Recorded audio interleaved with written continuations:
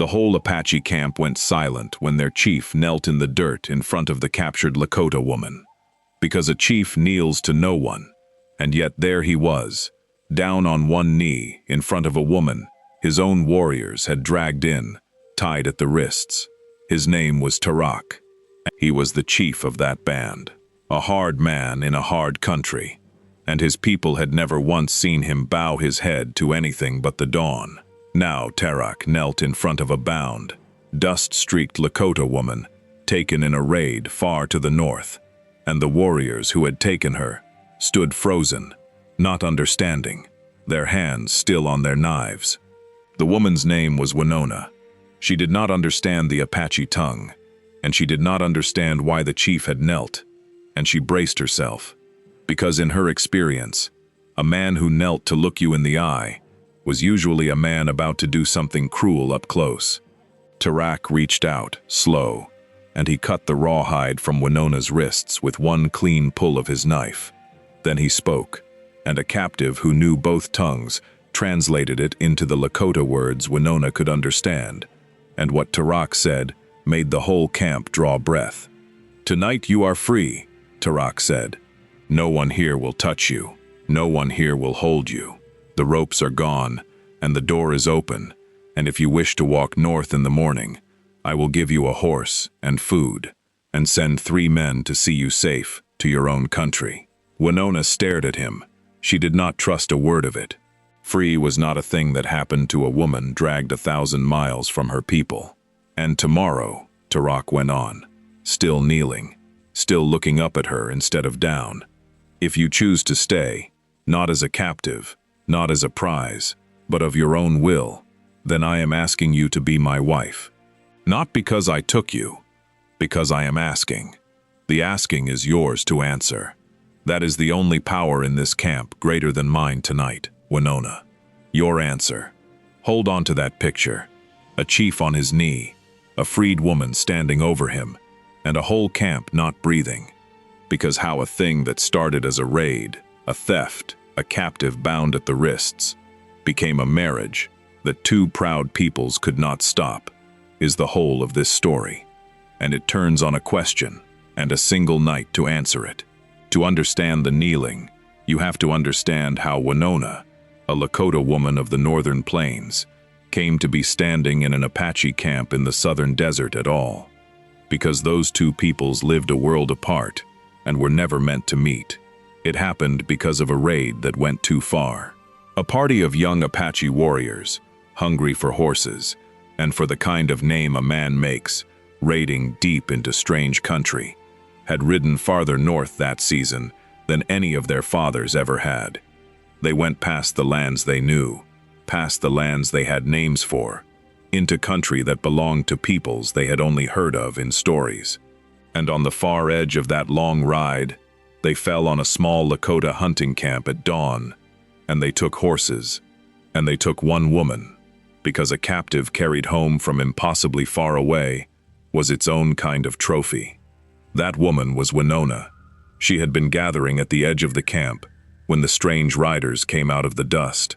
Her husband had died the winter before, of the coughing sickness, so there was no man to fight for her, and the Apache raiders carried her south, day after day, into heat and rock, and a country so different from her Green River plains that she felt she had been carried out of the world entirely. The young warriors brought Winona to their chief, Tarak, expecting praise. A captive from the farthest raid any of them had ever made, proof of how far Apache courage could reach. Tarak did not praise them. Tarak looked at the bound, exhausted, dust-gray woman they set in front of him, a woman so far from anything she knew that she had stopped weeping days ago because weeping had no point, and something in the chief turned over. Tarak had lost his own wife 3 years before. He knew what a person looked like when they had been carried past the edge of their own life, and he found, looking at Winona, that he could not take pride in a trophy that was also a grieving woman stolen from her dead.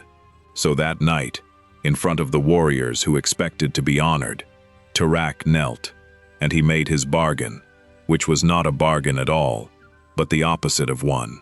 He gave away all his power over her and handed her the only choice that mattered. Winona did not sleep that night, and neither did Tarak, and neither did most of the camp, because everyone in it knew that something strange and large was being decided in the dark. Tarak kept his word completely.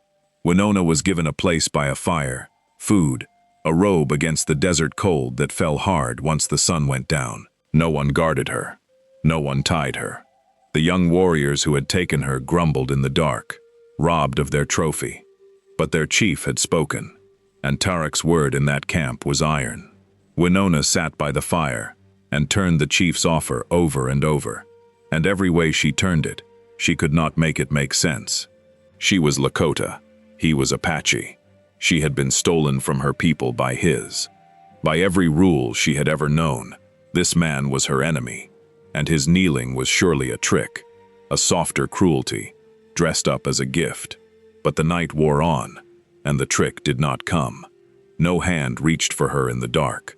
The horse Tarak had promised stood saddled and ready at the edge of camp, just as he had said, with food packed and 3 men assigned to ride her north, exactly as he had promised.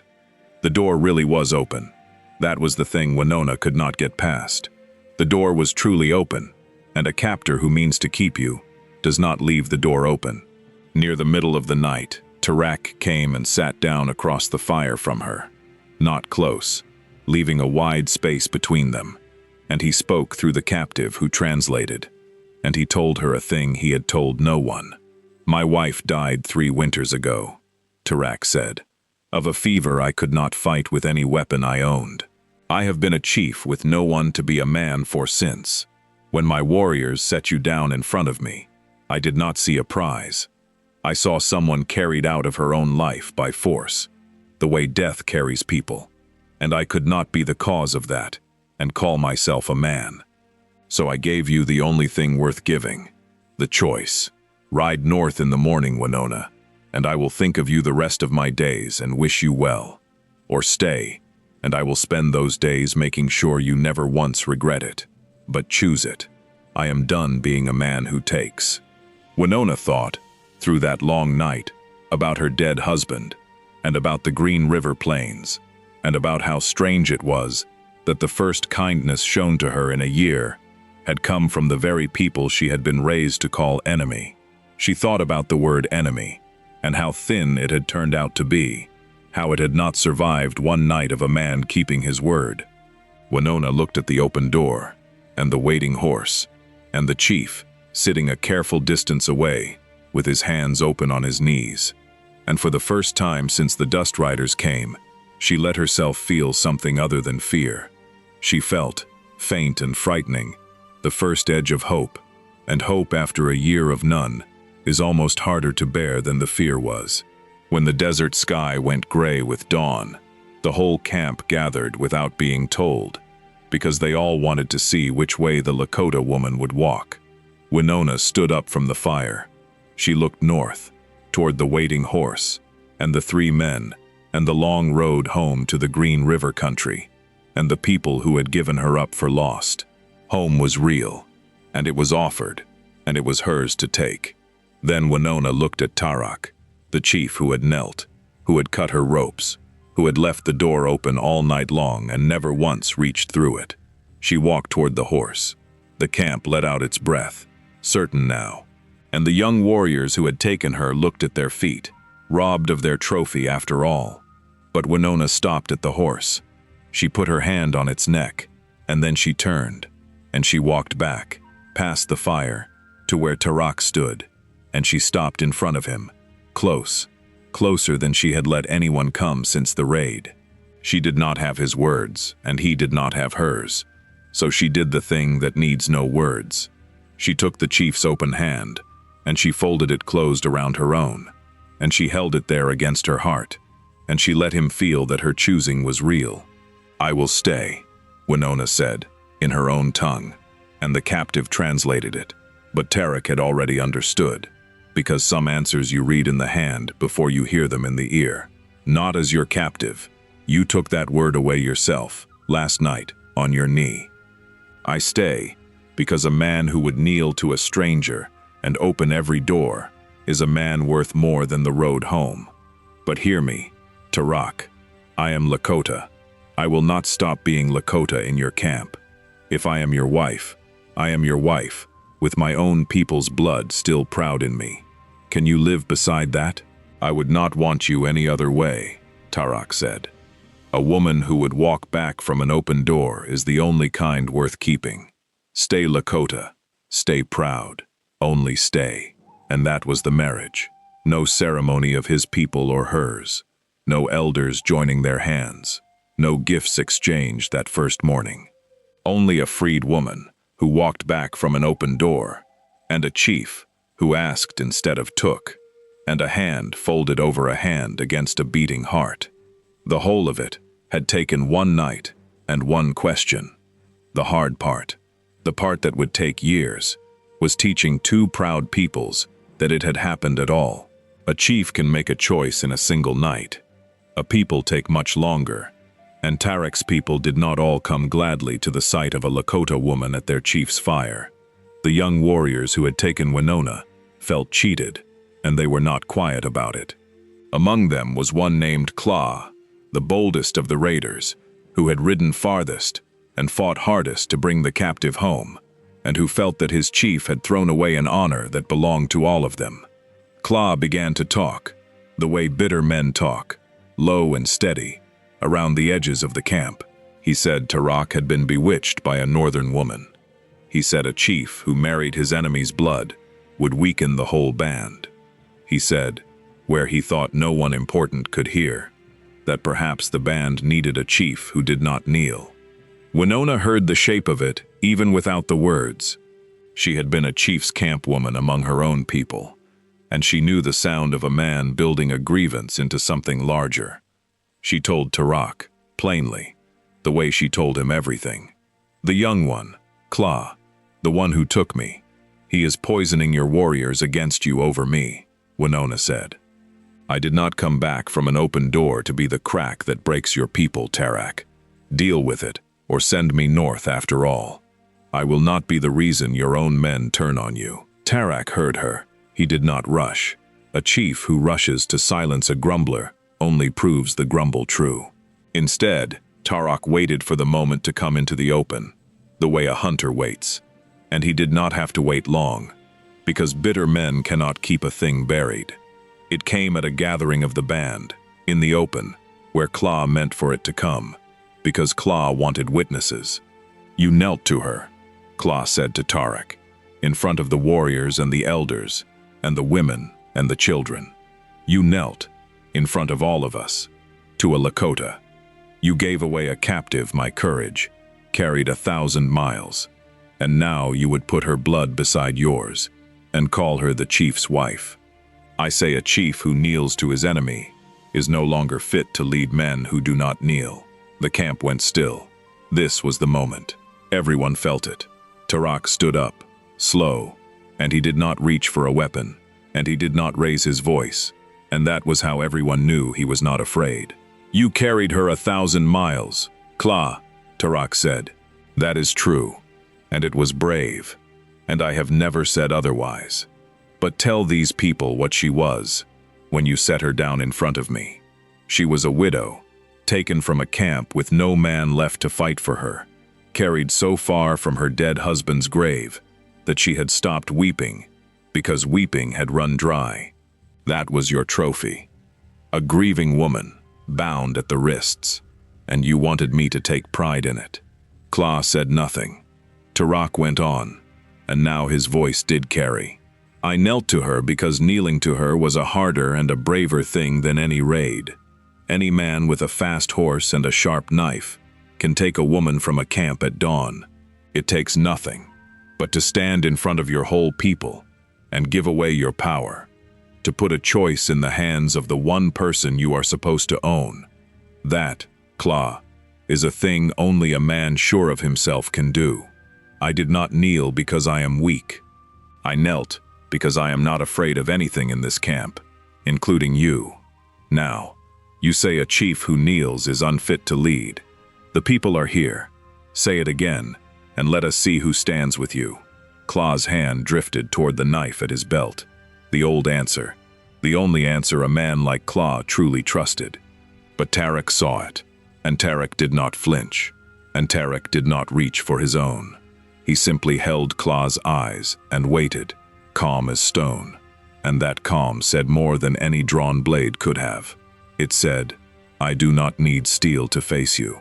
It said, "The people are watching, and they will remember which of us reached first." Kla's hand stopped. No one stood with Klah, because the band had watched the whole thing, the kneeling and the open door, and the woman who walked back from it, of her own will, and they had seen that it was not weakness. It was a strength most of them had never seen in a man before. Klah looked around at a people who would not meet his eye, and a grievance with no one behind it is just a man talking to himself. Klah was not punished.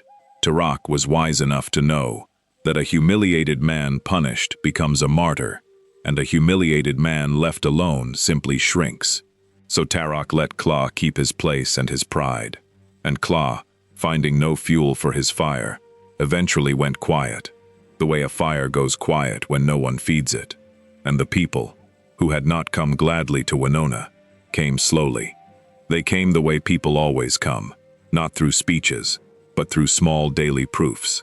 There was a morning that turned more of them than any single thing. A child of the band, a small boy, wandered too far chasing a lizard, and was bitten on the ankle by a snake, and the boy's mother screamed, the kind of scream that empties a camp. The healer was a half-day off with a hunting party. It was Winona who moved first. Winona the stranger, the Lakota, who knelt over a screaming Apache child and did what her own grandmother had taught her on the far northern plains, cutting and drawing and binding, with a calm that came from having done it before.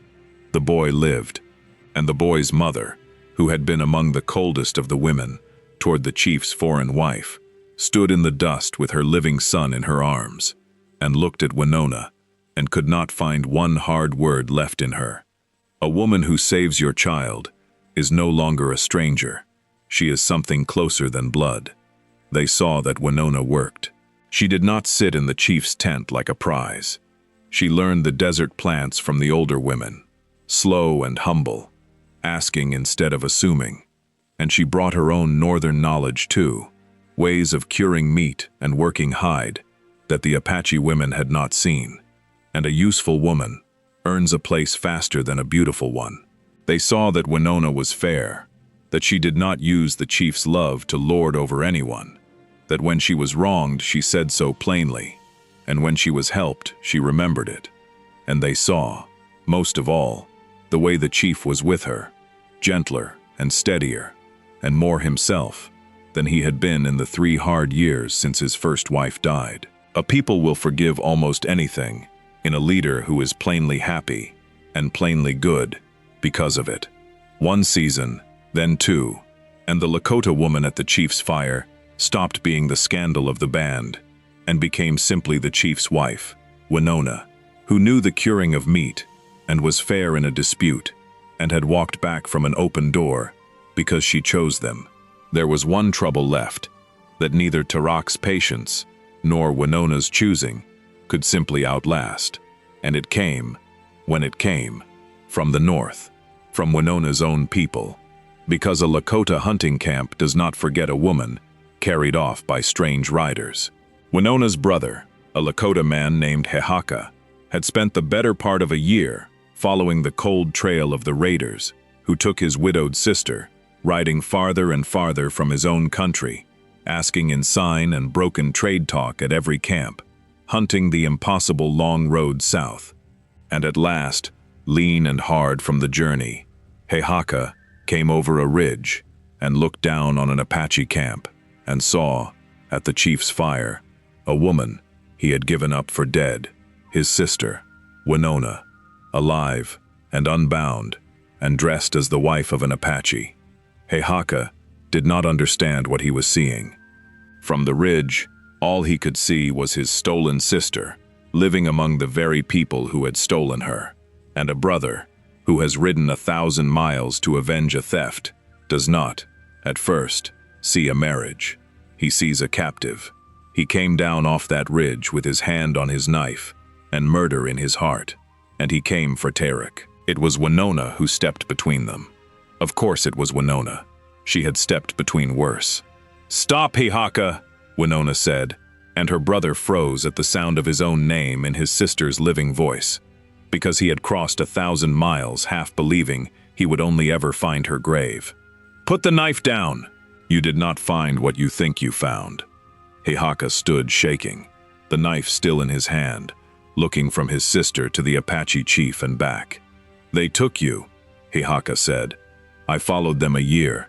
I came to kill the man who took you and carry you home." "The man who took me is not this man," Winona said. "This man knelt to me in front of his whole people and cut my ropes and opened the door and offered me a horse to ride home to you. I had the open road, brother. I had the horse, and I chose to stay, not as a captive, as his wife, of my own will, the same will our mother gave me, the same will you have never once been able to argue down. Look at me. Am I bound? Am I beaten? Look at me, Hehaka, and see your sister choosing, and put the knife away." Hehaka looked, and slowly, what he was seeing rearranged itself in front of him. Not a captive, his sister, healthy and unbound, standing of her own strength between him and a man who had not reached for a single weapon, even with a Lakota knife at his chest. Tarak had not moved. Tarak had let Winona's brother come at him with steel, and had trusted his wife to be the only shield he needed. And a man does not stake his life on a woman's word, unless he honors her completely. Hehaka lowered the knife. He did not understand it all. But he understood the most important thing, which was that his sister was alive and free, and had chosen this. And a brother's love, in the end, is supposed to want what his sister chooses. "You truly choose this," Hehaka said. It was half question, half surrender. "I truly choose it," Winona said. "Now lower your hand the rest of the way and meet my husband. You have ridden 1,000 miles. The least this camp can do is feed you." Tarak fed Hehaka at his own fire that night, and the two men, who had nearly killed each other at dusk, sat across the flames and took the slow, careful measure of one another, the way men do. They had no shared tongue but the captive's translating, and the older language of how a man carries himself. Tarak saw that Hehaka had crossed an impossible country, alone for the love of a sister. And a man does not do that, unless his heart is large and loyal, and Tarak honored it. Hehaka saw that the Apache chief looked at Winona the way a man looks at the thing he is most afraid to lose, and that the whole camp, which a year of hatred had taught Hehaka to imagine as a den of thieves, was just people, with children and old women, and quarrels and cook fires, the same as any camp on the northern plains. "I came to hate you," Hehaka admitted to Tarak, late, when the fire was low. "I rode a year on that hate. It is a strange thing to set it down. I know the weight of a thing, carried a long way for nothing," Tarak said. "Your sister was carried here on it. Now you are. Set it down, Hehaka. There is no enemy at this fire. There is only the man who loves your sister, and the brother who crossed the world for her. Those two men should not be enemies. Those two men should be the strongest thing your sister has." Before Hehaka rode north, Tarak did one more thing that bound the brother to him for good. He gave Hehaka his own finest horse for the long road home, and a string of 3 more besides, not as payment, for a sister is not bought, but as the gift one family makes to another when a marriage joins them. Hehaka understood the meaning of it. Among his people too, horses given freely were the language of respect. The Apache chief was telling the Lakota brother, without a word either of them shared, that Winona had not been taken into this camp as a prize, but married into it as kin, and that her family was now the chief's family. 1,000 miles of enemy country be damned. Hehaka stayed a month in the Apache camp before he rode north again, and when he rode, he carried no body and no grief, but word for the Lakota people that Winona lived and was honored and had chosen her own road, and that the strange riders from the south were not, after all, only thieves. It was the first thread ever strung between those two distant peoples, and a Lakota woman and an Apache chief had spun it out of nothing but a kneeling and a choice. Winona and Tarak grew old together in the desert country, and the green river plains of the north never left her, and she never let them. She raised their children in two tongues. She taught them the Apache way of the desert from their father's people, and the Lakota songs of the plains from her own. And she told them, every one of them, the story of the night a chief knelt in the dirt and opened a door. The young warrior Klah, who had once tried to turn the band against her, lived to be an old man who took quiet pride, in the end, in having been the one whose raid brought the chief his wife, though he told it as if he had planned it all along, the way old men do. Hehaka came south every few years, a long hard ride that he made gladly now, and the children would run to meet their Lakota uncle on the ridge, and for a month, each visit the desert camp would fill with the songs of the northern plains. The two peoples never became one. They were too far apart, in country and in custom for that. But between one Apache band and one Lakota camp, 1,000 miles of enemy country apart, there ran for 2 generations a thread of kinship that began with a captive woman who walked back from an open door. It started as the worst kind of bargain, a human being carried off as a trophy, bound at the wrists, set down in front of a chief like a prize. And it became the freest choice Winona ever made, because Tarak did the one thing a man who takes can never do. He knelt. He gave the power away. He opened the door and let her go, and in letting her go, he was the only one who could have made her stay. "Tonight you are free," he had said, kneeling in the dirt. "Tomorrow, be my wife." And because the freedom came first, and was real, the wife came after, and was true, and lasted all their lives. If you stayed with Winona and Tarak across the whole long road of this story, then you already belong here. Another fire is lit, and another story is waiting. Sit a while. The frontier is wide, and these tales are far from finished.